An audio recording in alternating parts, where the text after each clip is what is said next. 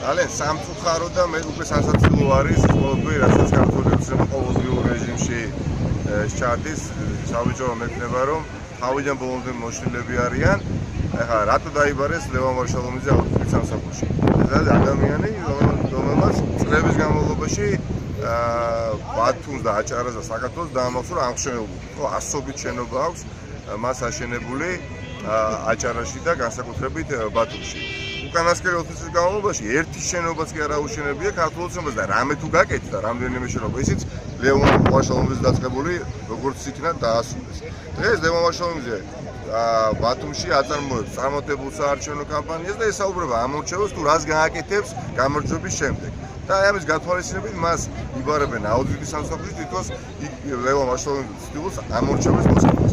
კარგით, ერთი წამი დაუშვათ და აუდიტის სამსახურს ნამდვილად აქვს კითხვა ლევან ვარშალომიძესთან. გასაგებია ადამიანი გამოცხადა და მივიდა, მაგრამ თუ კი გულწრფელია აუდიტის სამსახური, ამავე დროს გიორგი კვირიკაშვილი, ანუ პრემიერ-მინისტრის უნდა იქნეს დაკითხული, ანუ თუ გამოვა ლევან ვარშალომიძე, კვირიკაშვილის უნდა შევიდეს და რატო?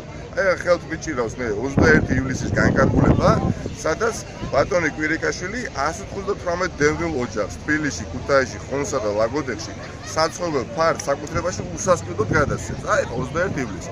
ამიტომ რა თქმა უნდა სახეზეა ორმაგი სტანდარტი, რეალური მიზეზი რაც არის ყველამ კარგად ვიცით, არის შიში იმ წარმატებული კამპანიისა, რომელსაც აწარმოებს აჭარაში ლევან ვარშალომიძე, რომელსაც პრაქტიკულად კონკურენტიც კი არ ყავს და ვიღაცამ ახლა გადაწყვიტა რომ ადამიანი მოაცინო კამპანიას და ატარებო ხან აუდიტის სამსახურში, ხან პროკურატურაში, ალბათ და ხან ფინანსურ პოლიციაში, მაგრამ ვერც ერთი მსგავსი ქმედება ლევან ვარშალომიძეს ვერ დააზიანებს. პირიქით, გაორმაგებული ენერგიით ეს ადამიანი შეუდგება იმ საქმის კეთებას, რასაც აკეთებდა და დაასრულებს ამ წარმატებულ კამპანიას გამარჯვებით 8 ოქტომბერს. და ამავე დროს არ შემიძლია აღნიშნო სამარცხვინო ფაქტი და უგუნური ფაქტი აუდიტის სამსახურში.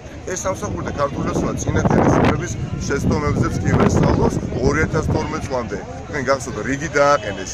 მაშინ სწორედ აი ამ ხელმძღვანელობამ აუდიტის სამსახურთან მაშინდელი ქართული ოცნების ხარდაჭერების, რაც მოხდა იხილეთ 2012 წლის 1 ოქტომბერი, იგივე შეცდომებს უშვებენ, განგებ ეხა დირექტივას ასრულებენ უკვე ივანიშვილის, იგივე შემადგენლობა ხელმძღვანელობას გულისხმობ და იგივე შედეგი დაფიქსირდება ეხა უკვე 2011 წლის 8 ოქტომბერს. ეს არის გარდაუვალი.